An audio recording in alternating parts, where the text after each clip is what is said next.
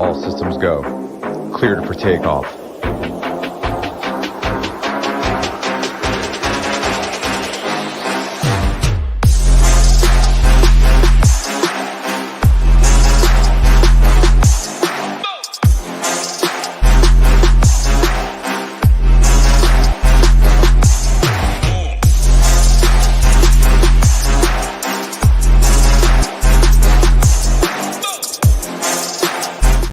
What's up, everyone? Tyler Tamboline here, aka ToeTagginTambo. We're back for another edition of the FREEmium special for the major. One month anniversary, Hoop. Back with my guy, Hoop. We got the 1 month anniversary of the SHIPIT Nation launch.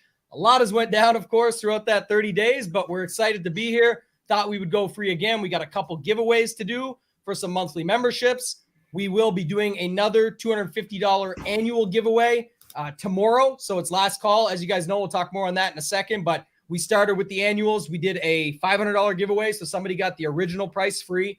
Then we gave away $250 on the 30th, and we're giving away another $250 tomorrow in our Discord. So you still have time to sign up.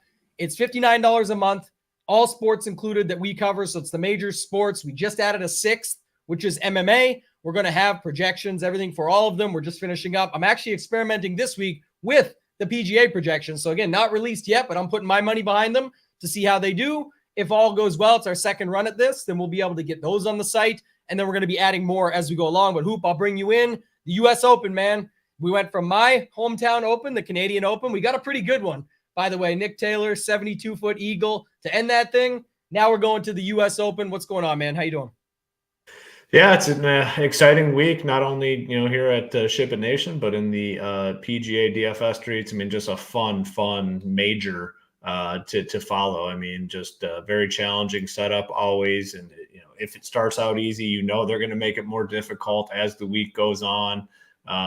Seeing a lot of videos of the rough and the fairways and whatnot. And just looking forward to it. Loaded field, so many storylines to cover.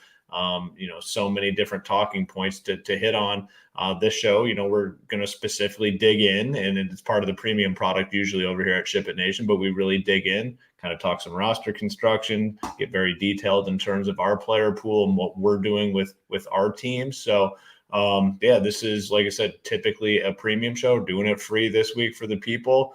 And then, tomorrow, 1 month anniversary of the launch. It's been very, very successful.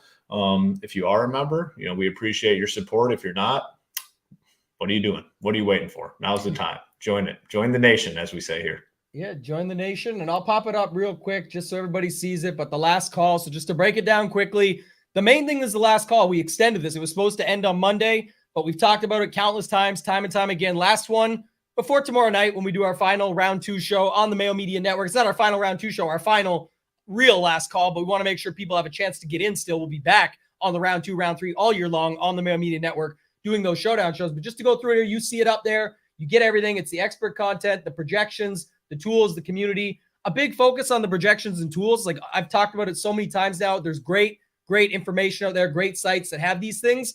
Ours is all of them included for a much lower price. And then the expert content side of things is the guys that we have on our site, Hoop, myself, etc., that can help guide you through it. And the community is a big part of that. We're in the Discord around the clock. We're in there helping each other. People are asking game theory, lineup construction questions and exposures and player pools and talking through how you can actually win at DFS versus just this guy versus that guy. That's not what we're doing in there. Anyone that's been with me for a long time knows that I'll flip a coin on that stuff. But when we talk about the other, I want to get into it and try and help people win at DFS. And last note, while the screen is up here, special contests and ticket giveaways. We've had a bunch. Our guy Hamwich gave away a $232 DraftKings MLB qualifier yesterday to a founding family member in a free roll. Hoop gave away $500 in tickets last week. This is where the 10K plus in free rolls giveaways comes from.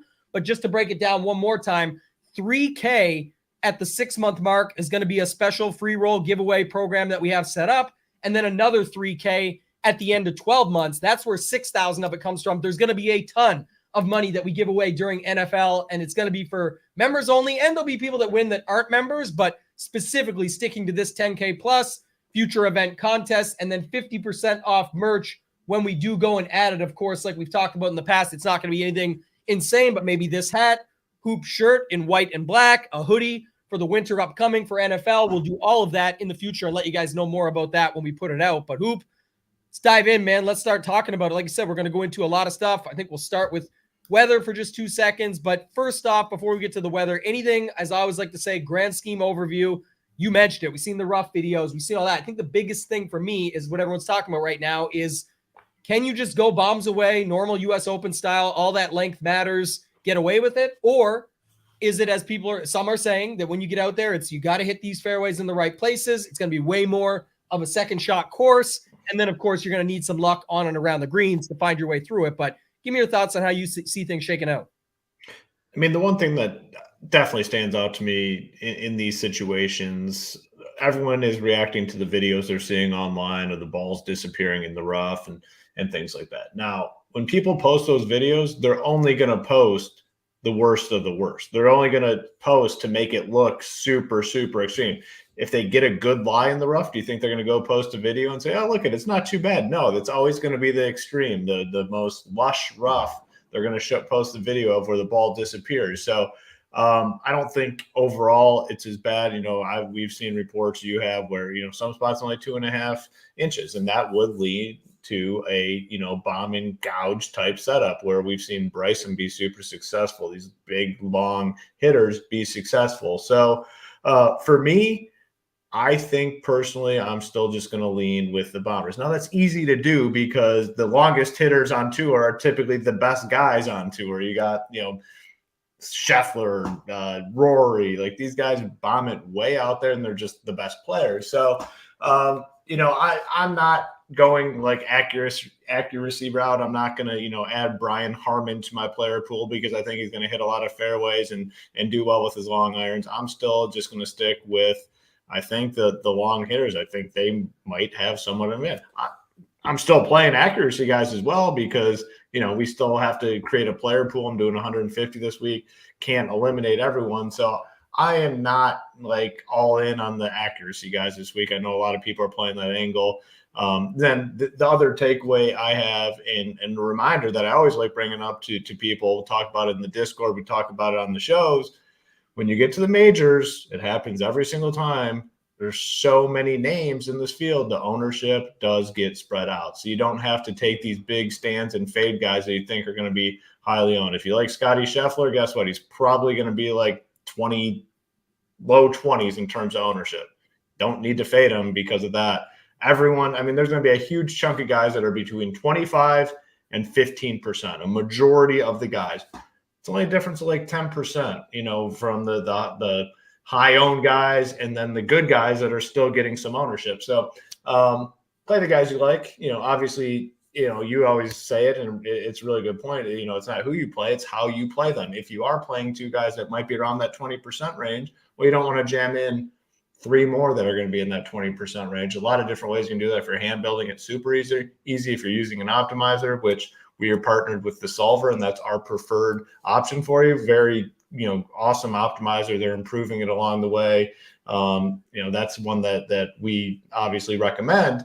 A lot of different ways you can incorporate those teams and make sure you're not getting like very chalky type teams. So those are a couple takeaways I have before we dive in and start talking, specific plays here.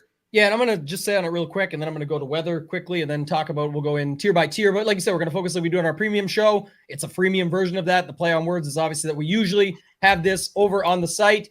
But this one for the major, we wanted to do it for sure, get it out there to as many people as possible. But just so you know, like you said it best, I think there, you see the worst of the worst. Well, there's people on the course right now that are sending out pictures on Twitter saying, to be honest, it's only certain areas that you're seeing the rough that's really thick. In some areas, it's only 2 to 2.5 inches thick. You're seeing fairways are sticking a little bit. And again, things will firm up even more over the weekend and whatnot. But still, to get there and get through the cut and all those factors, I think there's definitely a thing that we can do here where you set it up like that. I'll talk about it in the slate plan over on the site, but just dropping some of it here, of course, just in general.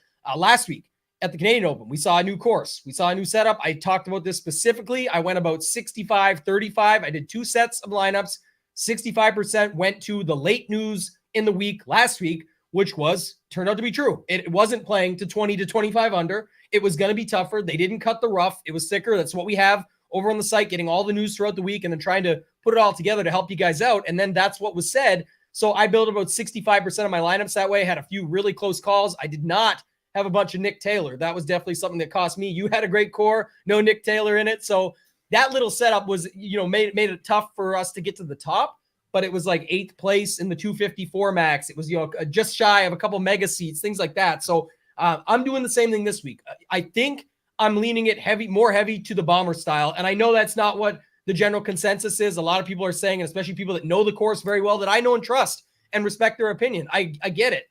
But if more people are leaning that way, I've talked to other people who I know, trust, and respect, and I just think a U.S. Open is a U.S. Open is a U.S. Open. It typically always plays out that way. And here's the thing. The good news is when I break it down for you guys today and we go tier by tier, I built both the models. I'll tell you who is good on one set and who is worse in another. And there's some guys you'd be like, well, he's already good on one set in the bomber setup, but he's also very good if it does convert. Those are the guys you probably want to get in on the most. We've got our tier rankings over on the site included. So if you guys go sign up for SHIPITNation.com, you'll get the tier rankings. That's Hoop and my favorite play, first and second play in every range. It goes all the 5 main ranges, 6, 7, 8, 9, 10K and above. And then we got our winner and our long shot. We just added that this week on top of all the normal Hoops player pool, my slate plan, breaking down how I'll do these sets, all those factors. But I definitely think that's going to be a big deal this week, Hoop. So I'm going to build more based off of that. We'll talk about it as we go through it. Another interesting note, and this will kick it off, is the weather. There's almost no weather, right? You're seeing pretty standard temperatures across the board on Thursday and Friday. You're seeing a little bit of wind pick up around 1 o'clock in the afternoon on Thursday. A little bit of wind, not much, to pick up a little bit in the afternoon around 1 o'clock on Friday. I don't see a distinct advantage there, but I do talk about this plenty, and I'm literally coming off the Mayo show this morning. We were live at 9:30 a.m. Eastern time, and so talking about some of the stuff there, I'll bring it up again here, Hoop, but just this is the most interesting factor to me. I don't see a wave advantage, but here's where there could be a wave advantage. Because, again, everyone always goes to the wave advantage and thinks weather. That's number one thing that we're doing it for, not me. And I talk about this all the time. Here's guys that go out AM, PM. Scotty, Rahm, Hovland, Xander. Who else here? Tyrrell Hatton. Who else? Tommy Fleetwood. Bryson DeChambeau. Justin Rose. Ricky Fowler. Adam Scott. Patrick Reed, Siwoo Kim, Denny McCarthy, and I'm listing them all, and that's okay. I'll cut it off there. All those guys are like the main chalk of the week. If you line up like the top 15 owned, top 20 owned of the week. So I'm not just looking to fade them on purpose. I'm saying, but if I can go on a PM AM, which I always talk about this, the mentality factor of, especially at a US Open, you got to grind it out. If they can get out there Friday morning and just post a number, and then let those guys in the afternoon deal with what's probably the fastest or firmest conditions, at least so far for the week before we hit the weekend. And the fact that I just naturally cut out some chalk in those builds, I'm always going to do that. I think that's a huge advantage that you can pull off. It won't always work if you want to run it what I call a 5-1 and do it because you just can't get off of a Scotty Scheffler, which it is tough. We'll get there in a minute. That's something you can look at. But I do think this is a way that you can go about it when literally almost all of the chalk is going to be AM, PM. So it's one way to do it where you're just naturally getting different. Hoop, I'll kick it to you on that note before you kick back in. Guys, do us a favor on the way in. If you haven't yet subscribed to our channel, do so now. We added about 330 members since just last week where we were getting people, up to 1,000 to do the giveaway. We're already up to over 1,300 now. And then hit that like button on this video for us. Hoop, I'll kick it to you. Any extra thoughts on that? And then we'll get into the tiers. Yeah, I mean, a lot of people ask, what's the best way to, make stands or make pivots or, fade popular plays. And that's another way to do it that you just laid out. Like if you do these wave stacks without any weather advantage, there's not a weather advantage this week. You're just saying, hey, I'm going with these guys in the AM or these guys in the afternoon. Well, a lot of guys that are the most popular guys on the slate happen to tee off early tomorrow. So that makes you naturally different. You're avoiding a big chunk of popular plays, and maybe there is some sort of advantage that pops up, and you already have those teams built to take advantage of. Most people don't build like that. So for me, that's just another way to build your teams while also making unique teams, I guess is what I'm trying to say. It takes more work, too. You definitely got to do it. Like you said, if you want to get on with us, we've got a partnership with the Solver. You can get our stuff, get over and use the Solver. And then when we add our projections and stuff in, our ownership projections and our player projections, as we get there with all the sports, those will all go across with it as well. But right now, the MLB projections are included. I'm testing the PGA this week, hoping to launch those by July 1st. But again, making sure that they're up to snuff, that they're the way I want to see them before we would actually put them on the site. And then from there, you get those in the solver as well. But it does take a little more work. You might have to build a few different pools and build it out from there. But just one thing I would note off the top, way that you can get different. Let's dive in though, Hoop. Let's get into these tiers. And the chat was already talking about it. My guy, Nathan, we'll get there, but says, seems like that 7K range is loaded. You guys think the common build will be 4 7K guys? I can tell you, Mayo and I were on here earlier. We built the lineup. It was Scotty Scheffler, Xander Schauffele, and 4 7K guys. Can you flip it around a bunch of different ways? Absolutely. But just to name it, yes, that will be popular. So you have to look at it from that perspective as well. Hoop, start us off up here, man. We got Victor Hovland up to Scotty Scheffler. Give us your thoughts on this range. Yeah, I mean, so obviously loaded range in terms of talent. Starting at the top, Scotty Scheffler, best golfer in the world right now. Kind of almost hitting like a tier of his own in terms of what he's been able to do over the course of, I don't know, it's been months now. Third, second, fifth, 11th, 10th, first, fourth, 12th, first, 11th. So, I mean, it's just an incredible run. Events where he, started out hot, he's continued throughout over the course of the tournament and continued to play well. Events where he started out slow, he's come back over the weekend and made his way up the leaderboard. Seen it multiple times. He start out just, in the middle of the pack, he races right up the leaderboard, round 3, round 4, whatever it may be. He's just foolproof at this point. Now, 11.4 is not an expensive price tag by any means for what he's done. Like, he probably should be in the 12K range. Where this week is interesting is there is a huge gap between 7K, like we talked about. There's already comments in the chat about it. You've done shows talking about it. I've done shows talking about it. A huge gap between 7K and 6K. So in order to play a ton of Scotty, you're probably going to have to play, especially if you're doing 150 lineups, you're going to have to play some 6K guys, and it gets very uncomfortable when you get down there. So I think that is what keeps Scotty's ownership a little bit in check this week. Yeah, he's going to be one of the highest owned guys. There's no doubt about it. But the fact that we don't have a lot of comfortable 6K guys, I think keeps his ownership in check a little bit. If we had 8 really good 6K plays, I think Scotty Scheffler would be extremely, extremely popular this week. The lack of options down there, I think, keeps it in check. Definitely want a lot of him. Jon Rahm, same situation. I think was it at the Memorial or I can't remember for sure, but we were talking about it, and there's no way Rahm gets a ton of ownership in these spots, and that was the case, and that's the case again this week. What's the number looking at on him? I haven't dug super deep in Rahm's ownership. Yeah, Rahm. Yeah. Yeah, I think, to be honest, and we'll get there in a second, but it looks like between Rahm, Koepka, even Cantlay and Hovland, 14 to 18. Yeah. And you could put some of them on the higher side, maybe some on the lower. But I'll talk more on that when I take over. But Rahm looking around 16, 17% probably is my guess. Maybe a little higher in the high stakes. People shift over to it. But I think that's definitely what we're seeing right now. Yeah, so it's very easy to take an overweight stance on a guy like Jon Rahm if you want. Mid-teens, we're saying, probably 15, somewhere around there, give or take. Easy to get over the field on him. I will be doing that this week. I mean, he's right there, 1A, 1B with Scheffler. It could go either way. Obviously, Scheffler has been more consistent over the course of the season, but Rahm has more wins, and I want both of them. The fact that I want both of them means, I got to make at least one cut, and it's going to be Brooks, and it's not a comfortable feeling. Don't get me wrong. I mean, he's been awesome in these majors so far this year. Over the knee injury, it looks like, fully healthy. He's been great. You cannot deny that. Obviously, winning the PGA Championship, and then second at the Masters. Can't play everyone. If I want Scotty and I want Jon Rahm, can't have Brooks, and that is what it is. I'll take my chances there.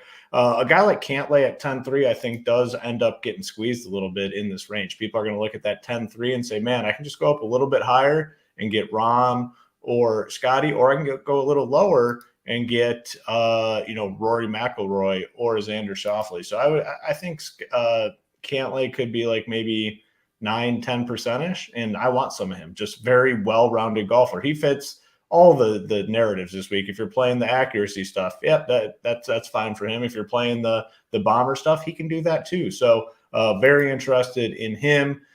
Victor Hovland at 10K. I mean, it's kind of a bigger price tag than we've seen on him basically all season long.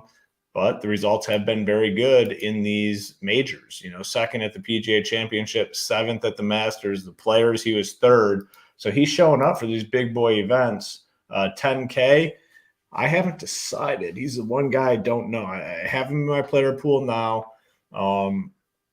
I will probably end up playing him. I think it's just a matter of how much. I definitely want the guys though up top in this range. I want Scheffler. I want Rahm. And if that means I have to take less Cantlay and Hovland, I'll be willing to do that to get Scheffler and Rahm. So that's where I'm at in this top range. Yeah, my lessers are the Koepkas and Hovlands of the world. The thing about Koepka that's nice is he's a PM wave. So in some of those lineups I build, he'll fit in. Those lineups will not have Scheffler or Rahm, so that would make up for it there. But you said it at the top. So Scotty is one of the guys that gets he's already one of the best out there. You don't have to talk about Scotty Scheffler, number 1 in the world for a reason. Everyone knows his putting woes, all the stuff that he's going through, but he's one of the guys that just improves the most when you do flip it to that sort of accuracy setup. He just doesn't make mistakes when it comes to that. So even if he is 23%, which, like you said, the nice part is he at least gets a little bit kept in check because there's other options below him and because there's not really great options in the 6K range or people don't feel that comfortable with it. You can build good lineups with him in the 7K like we did today, but you can only do so many of those before it goes. So I do think that, that's how I would say it about Scheffler. The one thing I disagree on, and I said it on the Mayo show earlier today, I'm going to stand by it. The more I play around with the lineups and the more I see them, it's just everybody's getting off Hovland late. The projection sites like Cantlay. You can say just a little more to go up. It's $1,100 savings. I can flip it the other way from Scheffler down to Cantlay. That's $1,100. That's a lot of coin when you're talking about different roster constructions, all of that. Again, this is where you're going to be right on the spaced out part. But I think that other people are thinking like Hovland 18% and Cantlay 13 or 10 to 13. If it comes out that way, that's great because I like Cantlay. But if it doesn't, I could see where they're all around that 15% range. And Rahm, Brooks, Cantlay, Hovland, they just all get squeezed a little bit there because of Xander in the next range. Whatever people end up doing with Rory, it's still at least 17 to 20 range, I think, on Rory. People still are going to get there at 9,900. So could be the case, but I just don't think it's going to be the same delta everyone thinks from Hovland to Cantlay like the start of the week where they thought it was going to be, 6-7%. If it is, then great. I think it's going to be much tighter than that. It's just my first take there. Scotty Rahm up top, Cantlay, my third. So those are the 3 I'm really focused on up there. Hovland, whatever, but yeah, we can move on. I like the guys in the 9K range better than Hovland. So anybody else you want to talk about there, Hoop? If not, we can go to this 9K range. We got Cam Smith up to Rory McIlroy. Yeah, so I mean, the first thing that definitely stands out to me here is Rory under 10K coming in at 9.9K, and we did the first look show on Monday. Said I was kind of out on him. I think I've reversed course a little bit for I think just really one main reason to be honest, because now he is only 9.9K. Let's say he does get a top 10 finish, that has a chance to be good enough. You can still pair him with a guy up top if you want.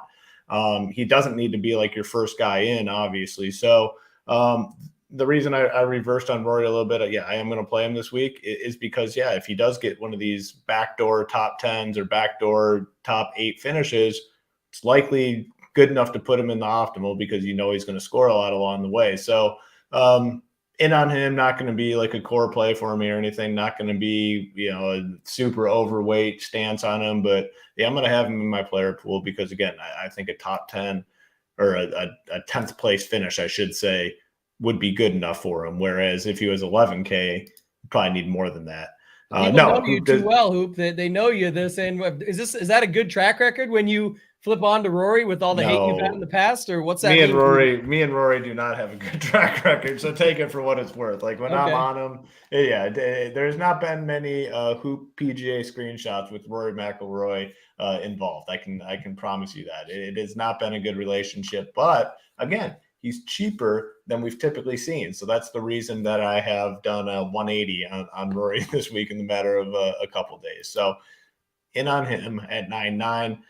Xander at 9.6, have to play. I just love Xander. And again, talk about the narratives this week. Is it going to be a bomb and gouge situation? Is it going to be an accuracy thing? Do you need this? Do you need that? Do you need A, B, and C? He has everything. Like, he can do it all. Like, his game is so well-rounded.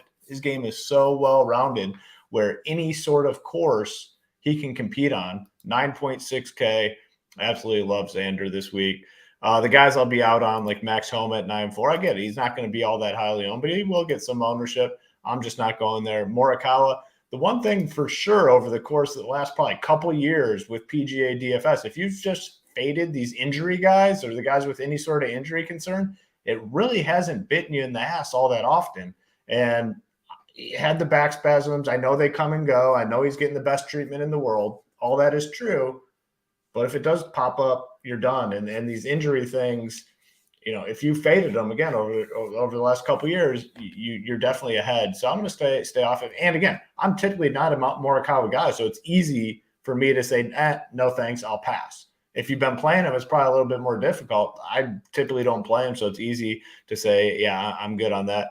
Spieth is definitely a very interesting one here at 9.2. He had the wrist thing going, and the production been on and on. Oh, well, the wrist is hurting, but he still finishes like 7th. What did he finish at the Memorial? He's way up there, right? It was 5th at the Memorial, had the 29th at the PGA Championship. He's had some missed cuts mixed in there, but the missed cuts are at these weaker field event, Charles Schwab, where he probably didn't really care all that much. I'll go back to him at 9.2. This course is getting Augusta comparisons. If that's the case, that's a spot where Spieth has been very successful, throughout his career. So in on Spieth at 9.2, off Fitzpatrick at 9.1. Just his game is just like literally all over the place. I don't know. He's always been a consistent, steady par maker type guy. Just not seeing that anymore. So I can be off of him. And then Cam Smith at 9K, a guy I'm still deciding on, leaning towards playing him. 9K seems cheap. These live guys their ownership has been kept in check for the most part at these majors. So I think he has a chance to be lowish owned. He's got winning upside at 9K. So I like him a little bit. Yeah, the one guy you always own me on is anybody that's injured that I go and play anyway. So I'll continue to get crushed. But Kawa, the chat talked about, he talked about it, back spasms, right? So it's not a back strain. It's not a back injury. It's not a Will Zalatoris torn or some disc or anything like that. So he's not my favorite. I just will say that you continuously own me on these injured guys, and I just continue to play them. So at 9,300, I can take a little bit of risk. I do like the Spieth call down there, like you said, just in majors in general. I think the record was crazy. It was like 18 of his last 21 cuts in majors. He finds his way around. The ownership is looking like 14 to 17. It's not looking as crazy as some might think. There's plenty of ways to get different. The guy that could be the highest owned up here in this range is Xander for the slate. Like he's at 9,600. His U.S. Open record's incredible. Regardless of the style of course setup or play, he fits it. So he's one that you're going to play. But again, 7th, 10th, 8th, this is sort of the results that you get out of him.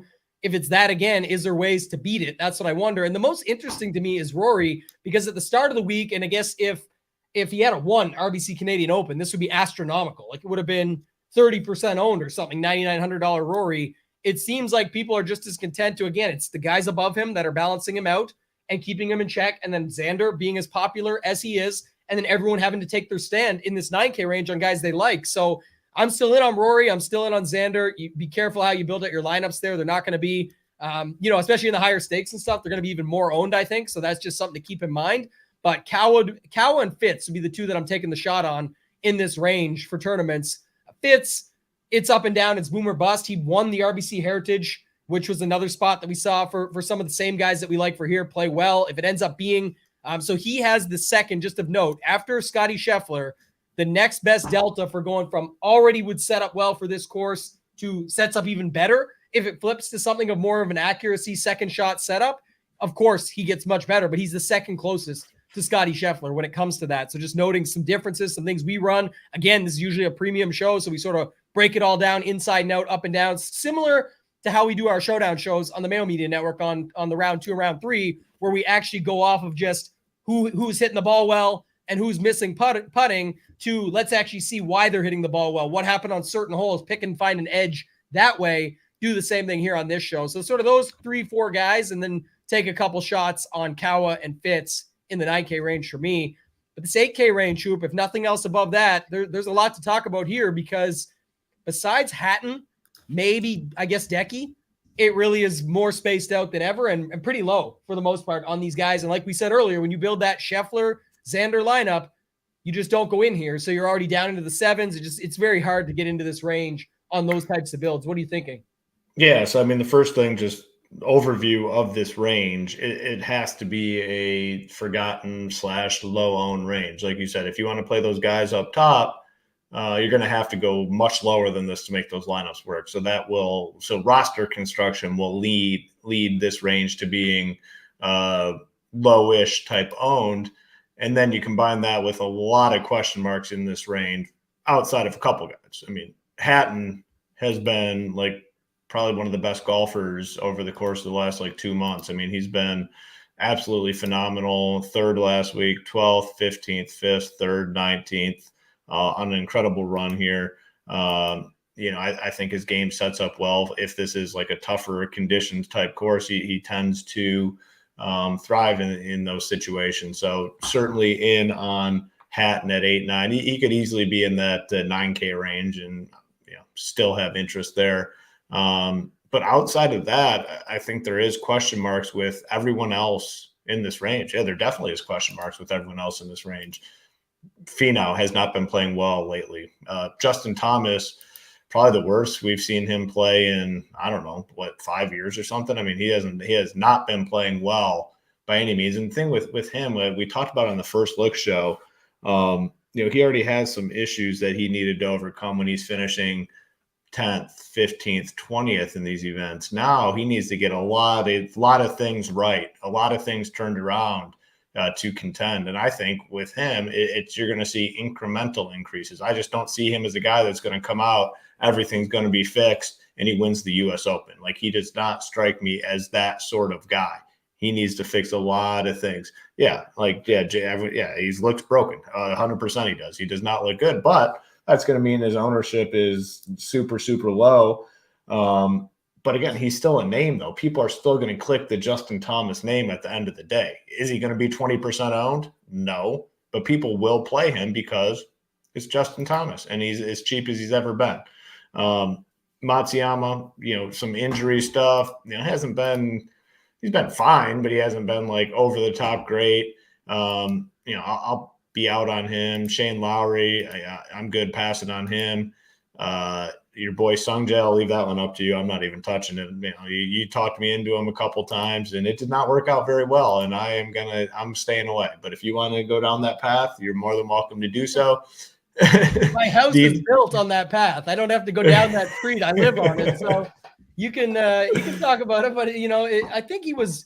I want to find him. What was he owned at the PGA Championship? There's got to be a way to figure it out. I forget where to look on this site, but feel like he was so heavily owned, and now we're going to get him at probably sub 10%. So Carry on, but I'll get there. You have anybody else you want to talk about? He's got to be very low owned, yeah. Dustin Johnson at 8-3. I mean, it just seems like a very low price tag for Dustin Johnson. 8-3.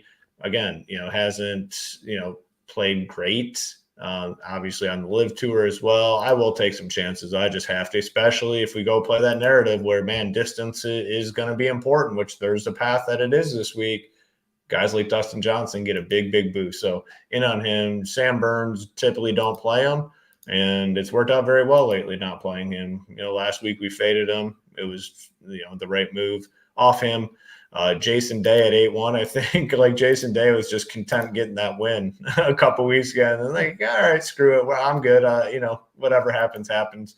What was the event after, where he said he wasn't even practicing? It was the PGA Championship, right? After he won, he's just no practice rounds. He's just showing up and playing. I think that win was super important to him. And, maybe he's just checked out. Again, another guy's going to be low owned. The one, though, I think is somewhat interesting, Cam Young. I mean, he's been very, very bad. There's no two ways about it. He's been bad. But this is the cheapest price tag we've seen from him, almost in the value range, really.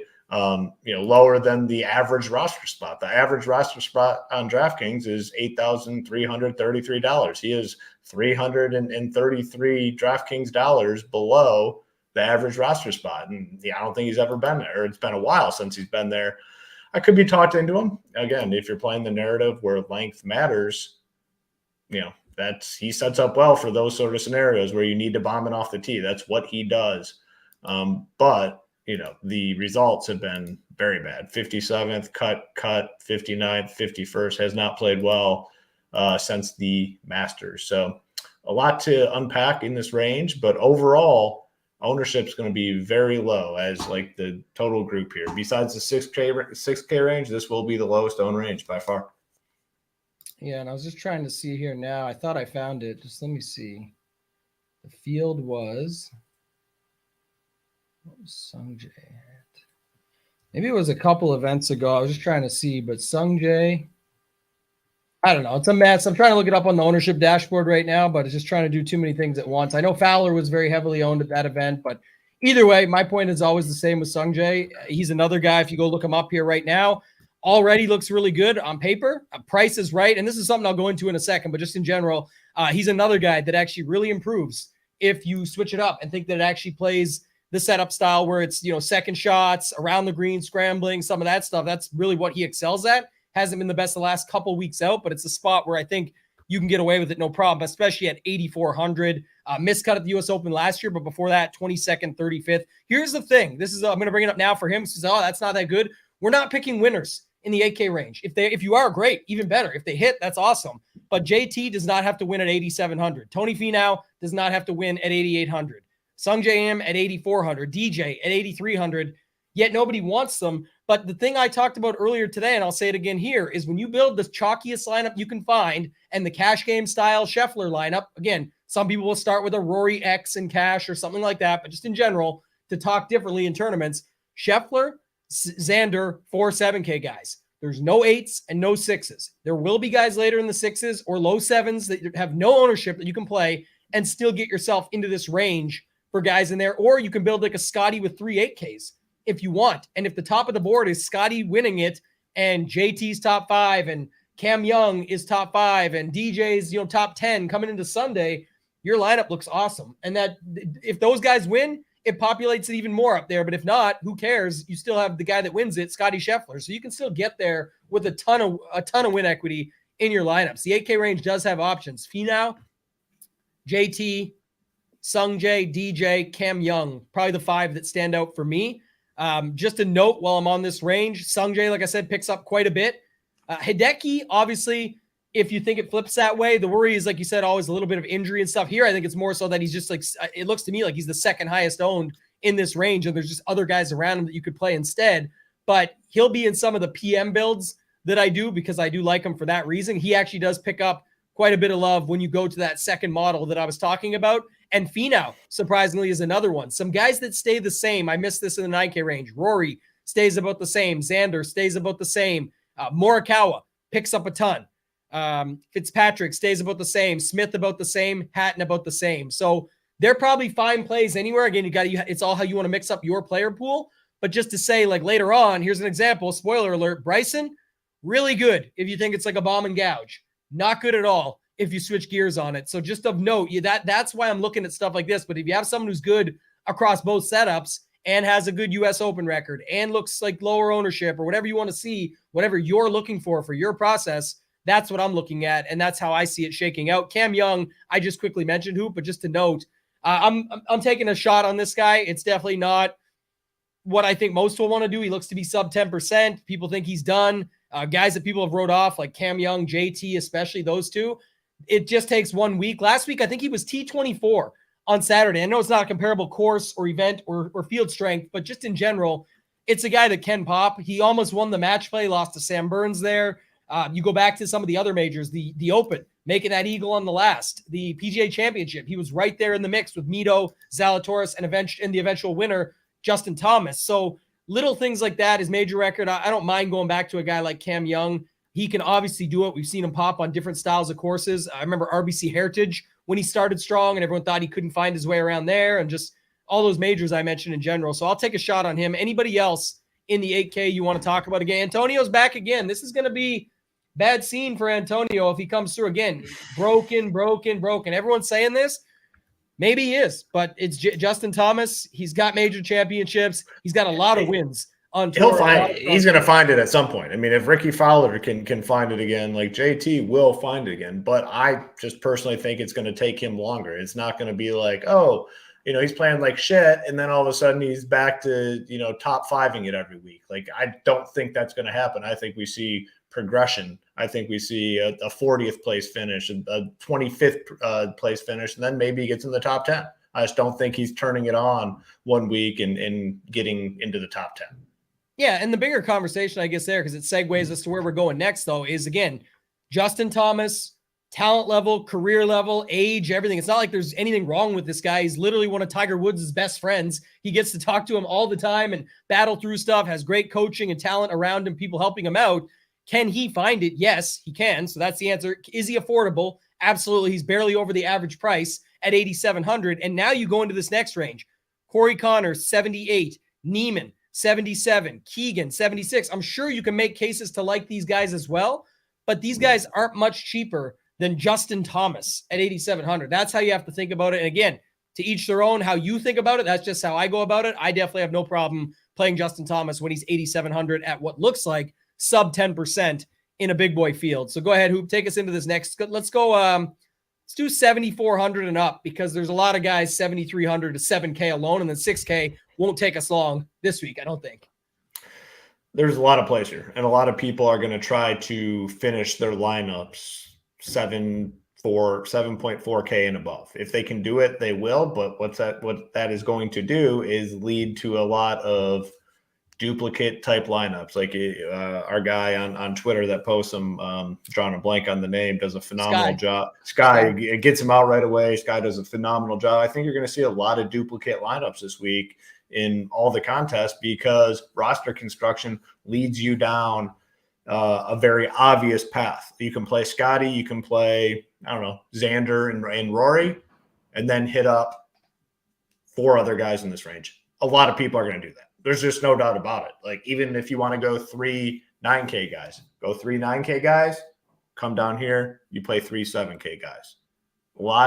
You have to think about that during roster construction is super important. It always is. Don't get me wrong. It always is. But this week, I think it's just very obvious the path that people are going. So, it's hard to poke holes in any of these plays. I'm playing these guys. I am definitely playing these guys, but they are going to be very highly owned. Fleetwood, Rose, Bryson, Ricky, Wyndham Clark, Adam Scott. Those guys are all going to get big time ownership, and rightfully so. They're all been playing great golf. They're all probably too cheap. They all could probably be $300-400 more expensive on DraftKings and still be in play for us this week. But it goes to your point. It's not who you play, it's how you play them.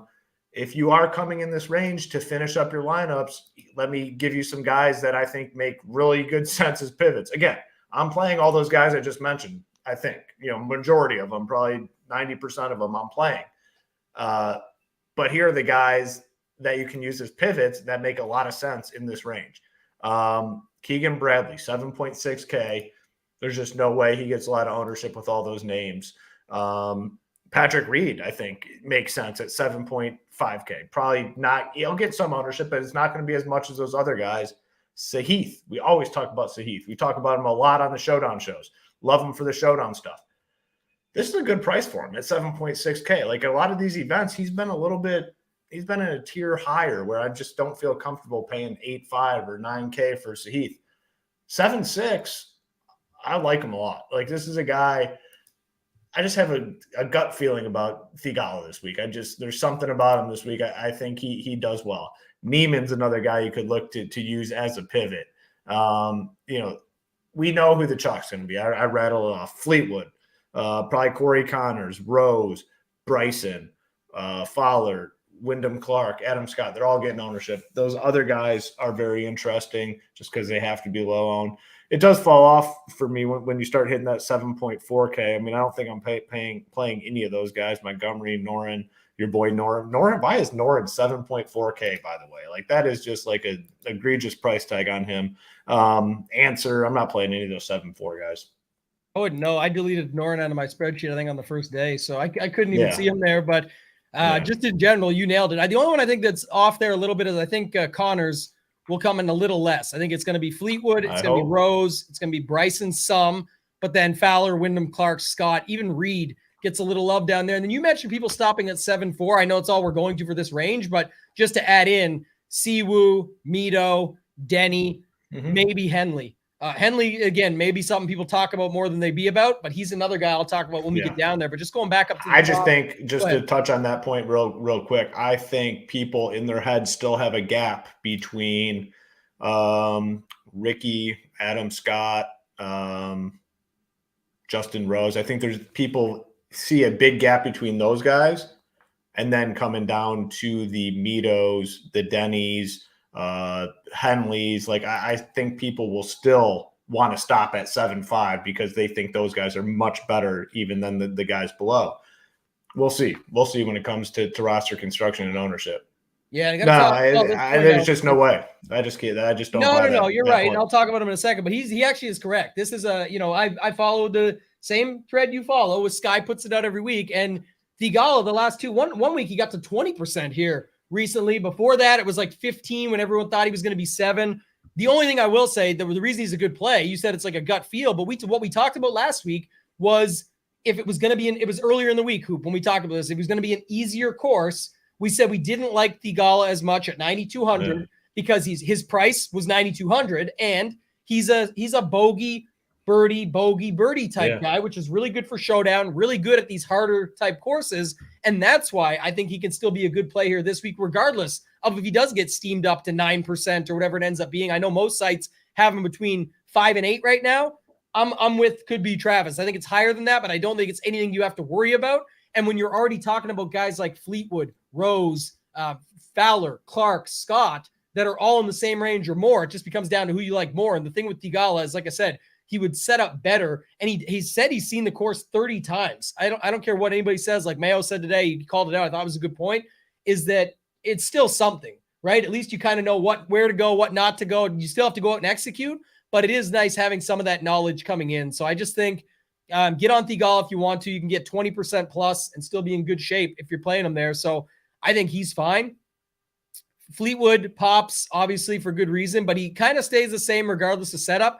One guy that goes up already looks good and goes up even more is Rose. Surprisingly, again, people have been talking about these guys all year. Rose is a guy that has a win and has been playing well, and now comes in and has some good comp course history and stuff like that people are looking at. Again, it's not easy to get an exact comp course, but a lot of the similarities of this course to some of the other ones he's popped on in the past, and he's almost like Jason Day-esque in the sense, like he won before Day got his win, but those types of guys have been popping. Kuchar, when we get down there later on, they've been finding their way around, and now it's an opportunity. He actually looks better if you make it more of that. Bryson, on the opposite spectrum, looks really good. If you're thinking it's just going to be bomb it out there, find your way around that way, drops down. If not, Theegala, same way, like Bryson.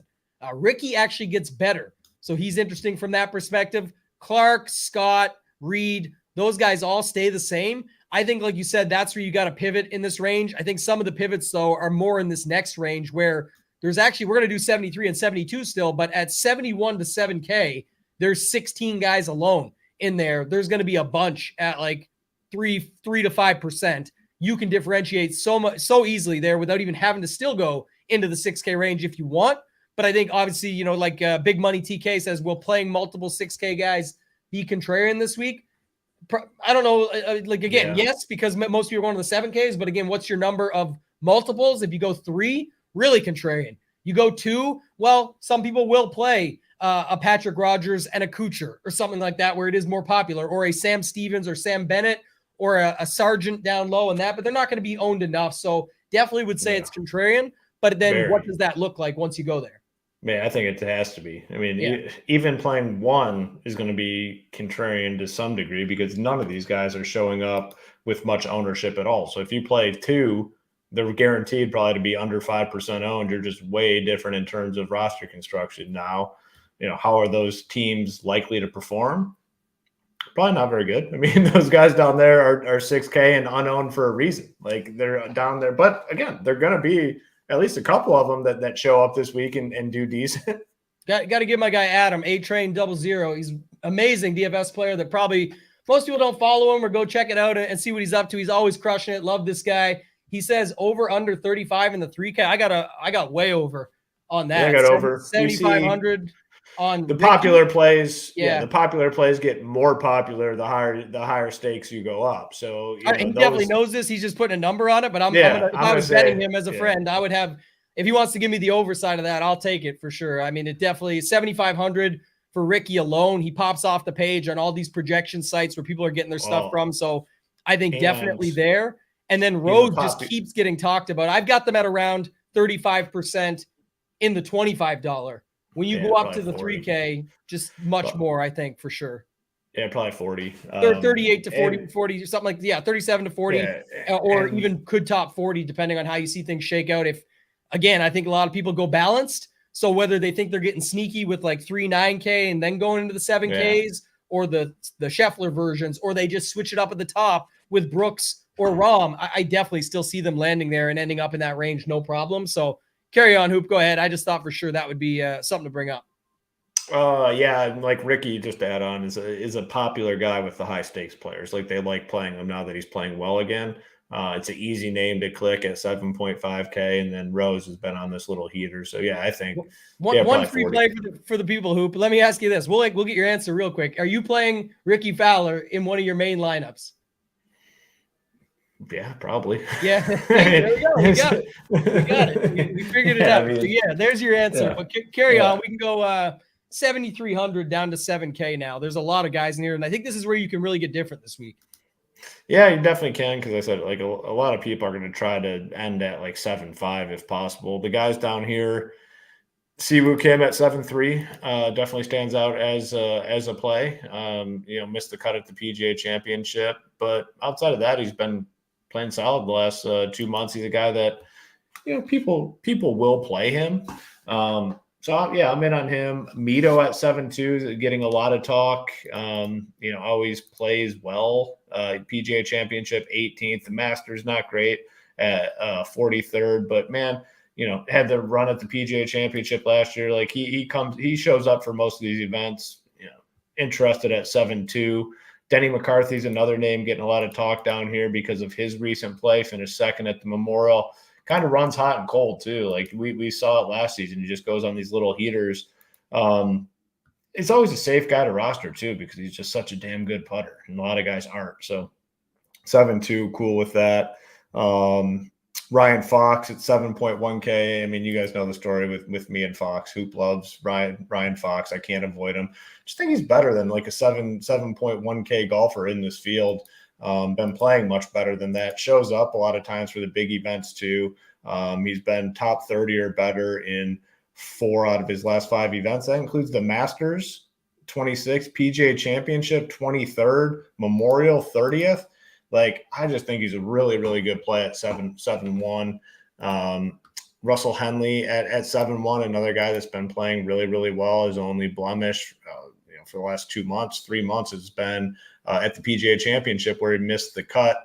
But outside of that, top 20 or better in every single event going back to the Players. So very solid option. He'll get a little bit of ownership as well. 7K guys, there's not much down there, I don't think. Eric Cole, I think he's a play. I'll continue to ride him at 7 flat.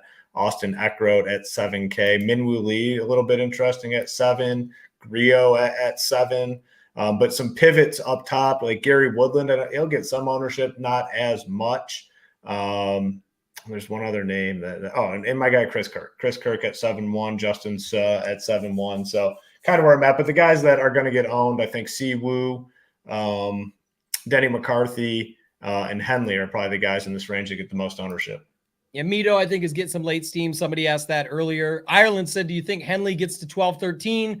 Remember at the PGA, ended up being 7.4. I just looked it up. So just going from there.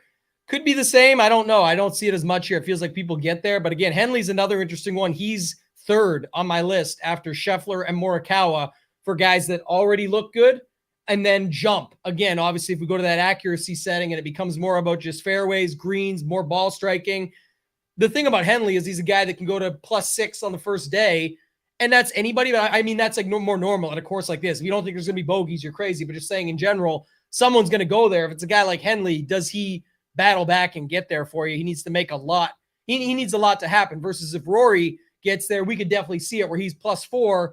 The cut line is heavy anyway. And so the next day he just battles through, makes the cut, finds the top 10 backdoor over the weekend. That's sort of how we see Rory do things. It's harder to trust guys like Henley to do that. This range does have somebody, a few guys in it though that people are looking at. DD says, thoughts on Grillo. You mentioned him quickly. They said, I'm scary overweight.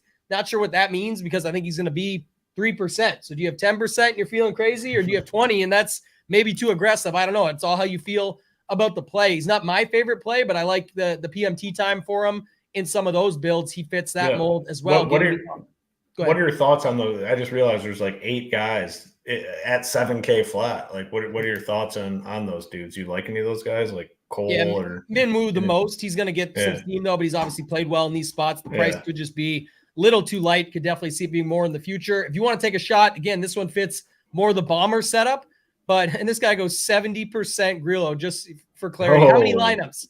How many lineups though? Are you playing 3 max and 60 and rounding up 66.666 and saying you got him in 2 out of 3? Because that's not the same, depending. I mean, how much money you have on it. Eckroat though, 7,000. I got him popping on both models for me. So again, he's been playing pretty good lately. Not in the big boy events necessarily, but in general, I don't mind it. So Eckroat, Sergio is a guy, that we talked a little bit about this week. The only thing about him is he had to grind to get into this, remember? So there's a little bit of chip on your shoulder stuff with Sergio Garcia. We've seen some of these older guys battle back and battle through certain events.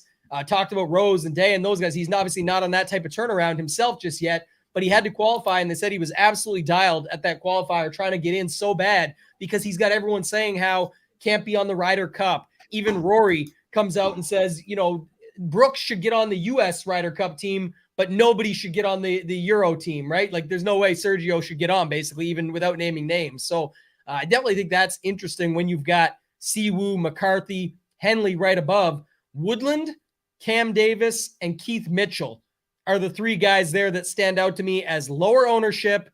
You'd think that they would get more. And Woodland, to me, seems like the guy like Henley last time that we were talking about earlier, where it felt like he could have been 12% here, but then ends up coming in at like 5 or 6. And people have been trying him out all year long. And now this could be a spot that he does it. Obviously, in big boy events, we've seen him pop in the past, have a major championship. So I don't know. Any other thoughts? My thoughts are simple on that. I got no Eric Cole in my lineups this week. Yeah, I'm in on Cole. I'm definitely I've been playing a lot of him though. So it makes sense for me to stay on. So I'm in on Cole. The guy I can't do though is Keith Mitchell, man. Like it's been a disaster for him. He's missed cuts, bad finishes when he's doing all right going into the weekend. He just has flat fallen apart recently. Like Keith Mitchell, I cannot do. And I typically play him, but I'm done with Keith. Yeah, Keith definitely fits the mold of the bomber setup if you're just going to play it for that reason and get it out there. I won't have much of them, but just wanted to mention this is a spot where when people think, I got to go to 6K guys, or, I got to get out of this spot, you can just get different in the same area as well. And these are some of the guys that I think you could get different with. So probably nobody else really there. Let's talk about this 6K range here coming up on an hour hoop. So let's go through this 6K range and see what we can do here. What are some of your thoughts down low? Yeah, I mean, we've talked about the 6K range like a lot, just in general with roster construction thoughts and things like that. I mean, when you come down here and go to click on the names, it gets ugly. I mean, it definitely does. For 150, I'm going to include some for sure. I'm not like forcing any 6K guys in my line. Well, a couple I'll force in, but for the majority of these guys, it's guys I haven't built teams yet. When I do go to build teams, I'm going to see how many I need, and hopefully it's not a lot. But again, when you are building teams and you include these guys, you're just naturally going to be different because no one down here is showing up with like a ton of ownerships at all. So some guys that I think are in play here. Adam Hadwin, 6'9", as long as he doesn't have like any broken ribs or anything from the tackle. He says he's healthy. The chat just asked about that. He says he's good. Yeah. So yeah, I mean, how ironic would that be if like he bounces back after that and like competes at the U.S. Open? It would just be so classic. Part of the reason I'm playing him, to be honest, because that would just be an epic storyline, just epic. You can see the headline for sure. It always happens. Stuff like that always happens. Yeah. Michael Kim, Hayden Buckley, Carson Young, I will stay on. I'm going to stay on Young. I've been playing him. Is there a chance that he's been fraudulent over the course of the last, couple months, yeah, sure. But man, he's been playing really solid golf. This is obviously a big step up in competition this week, but he's made 5 out of 6 cuts. I mean, not the strongest field events, but I'm going to take a chance at 6'9" just because I don't like a lot of guys down here. Patrick Rogers is a name that a lot of people are talking about. 6'9" seems fair for him. Putnam, 6'8". We talked about Kitayama. He's a guy that I typically play. I think you do as well. So I'll give him a look down here. Adam Shank, Moronk, our guy JT Poston. That's a common friend of yours and I. He is 6.7K. Sam Stevens, I know Mayo has talked about him a lot this week. He's been playing well. I know nothing about this guy, I'm going to be honest, but Pablo Lar, you'll know more, and you'll probably know how to pronounce his name. Pablo Larrazabal, 6.6K. I believe he just won on the World Tour. Obviously, this is a big step up in competition. Sam Bennett, I like quite a bit at 6'5". Dylan Wu at 6'4". So those are some guys that I might potentially play. Not committing really to any of them at this point. I got to see when I go to build my teams, how many of these guys I need. But some of my favorites down here would definitely be, Bennett for sure. I like, Patrick Rogers, Carson Young, who is the other guy? Kitayama. So, those 4 for sure I like. Yeah, I'm just trying to see the Hadwin call is, I guess, interesting. I looked into it a little more, like just in general. The 12th this past weekend was pretty dialed on approach. He does get better if you switch it to the more accuracy setup. It's just how much is it worth at 6,900, the 40th of the PGA Championship.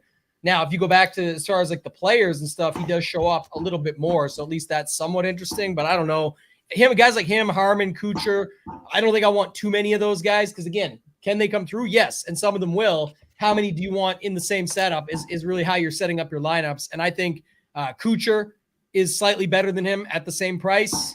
And again, don't know what his ownership will get to exactly. Probably 4 to 7%. It looks like. It doesn't look like it's going to be crazy. So you're fine to get over there. Rogers, if you're going sort of for the driving setup, the stuff there that I talked about earlier. But just to go back, what was the last guy you just mentioned? What I was going to say, actually, no, your last statement. The thing is, this is where I'm struggling with some of them, and one of us is going to win because, like Eric Cole, Carson Young, Sam Bennett, all these guys, I feel like it's a little bit of the recency bias with, in some cases, guys on easier courses that are now coming to a big boy track and getting it done. Obviously, Sam Bennett got it done at the Masters, which is a big boy setup, but I'm saying that was also, as going out as an amateur on his first run, just some whirlwind type stuff. For him, he's talented. I get it, all of that, but just in general, Eric Cole gained 5 strokes around the green at the PGA Championship, and then 5 and 6 strokes with the putter his last 2 outings. That worries me. Like some of these spots, Carson Young, very talented, especially as of late. These are good stuff when we're playing in the Canadian Open. But man, even with the price dip here, it's just not guys that I love down in this range. So Kuchar, Patrick Rogers, you mentioned Kitayama. You want to take some tournament shots on Thomas Peters? I don't mind that. Was there an injury thing with Peters, or didn't he withdrew from the? I saw something a little bit on that again. Tournament shot, but for me, I don't. Down here, it's just so hard to tell. It's just you're taking a bet on talent and upside, and if they get through, could I see someone like a Peters or a Putnam or some of those guys come through? I mean, Nick Hardy, who's down here at 6,700, I think he came top 10 last year at the U.S. Open. So these types of guys do find their way up the board, and I'd have no problem playing a couple of them in lineups to make the ones up top work. Yeah. Adrian Moronk, I was going to say he's the guy who was 8,600 last week. Again, field strength, course, setup, all that drops, but still going all the way down to 6,700 feels like a bit much. And then if you want to go back to, instead of Sam Bennett, flip-flop. Everyone played Gordon Sargent at the Masters, and Bennett took over. Now, not everyone's playing him. I mean, Bennett's not going to be very high owned still at 6,500, but if you want to flip-flop, I got no problem with it. Sargent found his way in on a qualifier, hits the ball a long way, obviously is better in those sort of bomber setup type lineups than he would be in any other format, but he definitely still fits the bill. And then Sam Stevens, again, ownership a little bit will go there, but not enough to worry about. I got Sam Stevens over Sam Bennett. So that's sort of where I'm at down in this range, Hoop. Anybody else for you that you want to talk about? Well, there was one more guy I wanted your take on. Who was it? Let me see. Oh, yeah. Do you know anything about that Pablo dude? No. I know who he is, obviously playing overseas, DP World Tour, all that. I don't follow him enough to to look him up. He did not make my list, though. If I was going to guys off the board down here, again, I don't know how many of these I'll get to. I'll have the slate plan up over on the site, go through most of it anyway, but never finalized till Wednesday night. But a couple big bombers, man. Wilco Nienaber and Alejandro Del Rey. These are two guys. My buddy, actually, it was Sky, who we talked about earlier. He goes back and sifts through the data, and then good to have friends in good places, good connections. He said these two guys are some of the interesting ones down here. But man, how much can you do of that? Not much. Probably separate him. My guy Jay Steele will be looking for rules. At most one, Wilco or Alejandro, I think is a good rule. I don't know if it'll even happen, but it's not what I'm looking for. But if you're going to do it, I think some of these guys down here, you're just taking a shot on them versus the Shank, Kitayama, Peters, Putnams, all those guys. I just treat those as guys that are instead of Sergio, Minwoo, Grillo, whatever. And even though Grillo just won, so you'd argue on paper that's the case, it just doesn't matter to me as much. Like when I'm down here, if you're just playing a guy in here, it's whoever you need him to make a cut and then get lucky over the weekend. At the PGA Championship, it was Cam Davis, Sepp Straka, and I think it was Kitayama actually that found their way up the top of the board and got you those position placement points that you needed. So Jack said it. Yeah, that is something true, actually. He was on live and then got kicked out. I'm almost positive that is the case. So shout out to Jack. He said, did he get kicked out because they just didn't want him anymore? Did he like do something? They don't need to give him the little contract and then just the back end bonus money, but gotcha. We'll see. Anything else? No, not down here. I mean, it's ugly, and the ownership is low on these guys for a reason. But then again, when you go and play them in your rosters, you're just automatically different because a lot of people will not be coming down here. All right.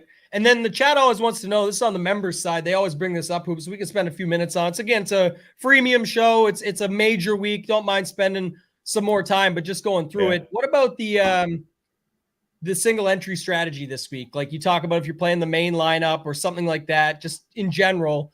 We talked earlier today, Mayo and I, about that one lineup with Scotty Scheffler, pretty easy to get to. Feels like people are content just to sort of flip their guy at the top and say, all right, I'll play Rahm instead, or I'll play Cantlay instead, and then I can still eat all the chalk down low.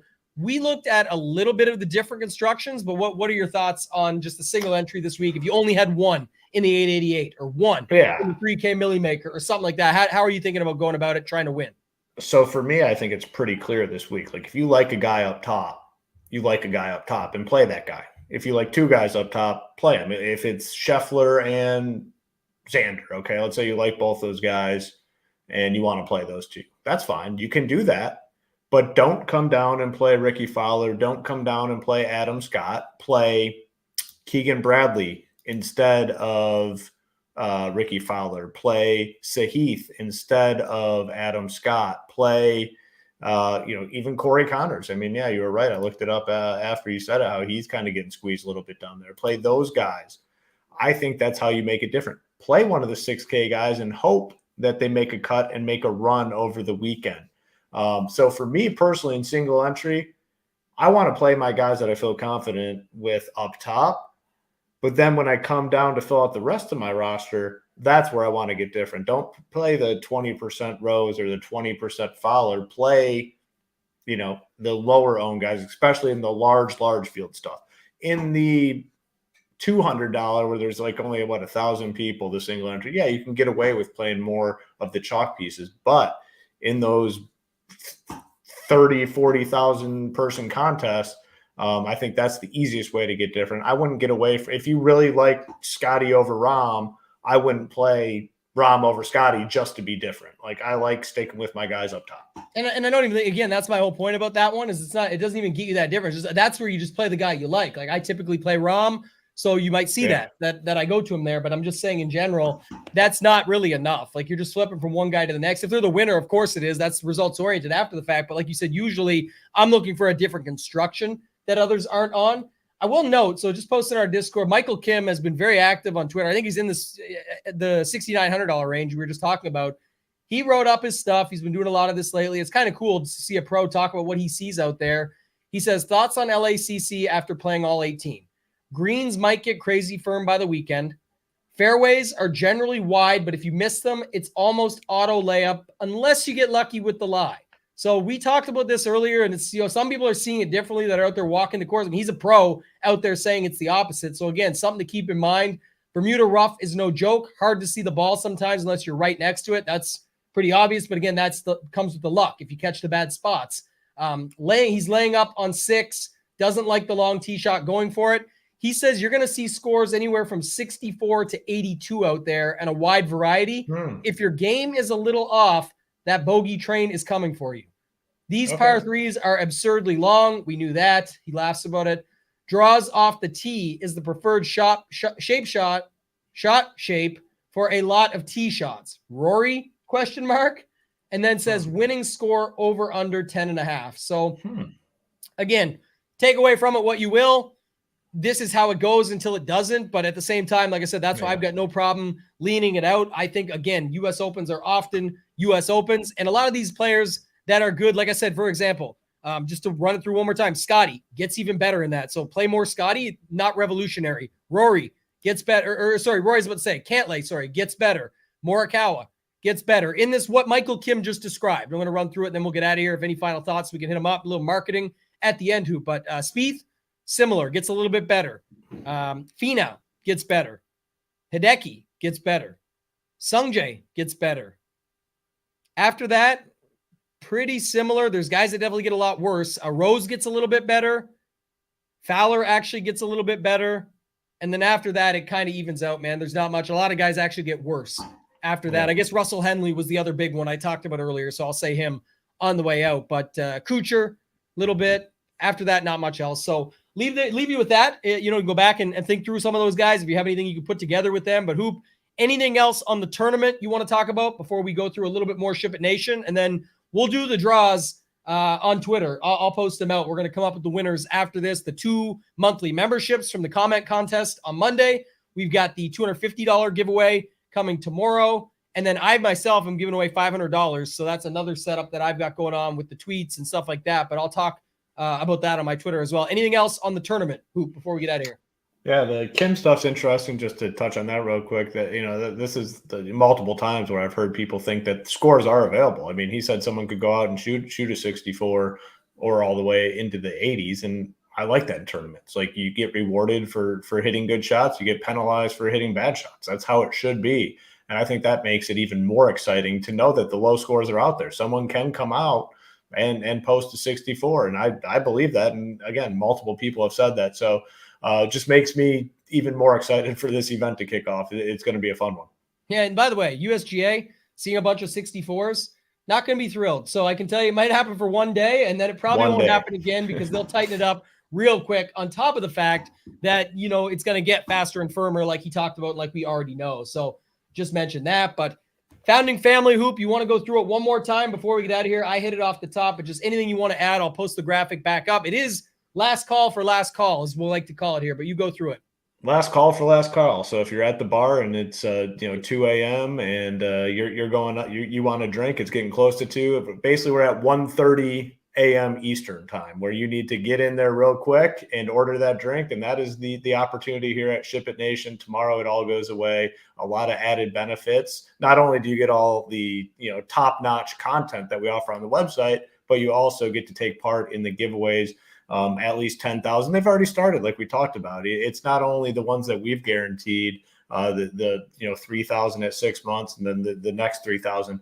It is also, hey, I won $50,000 in MLB last Monday. I gave away $250 tickets. That stuff is going to continue to happen. I gave away 2 $250 tickets for $500. Have to be a member at Ship It Nation to be eligible for that. That stuff will continue. Because I'm a generous person, you're a generous person. You're giving away $500 today, like you said.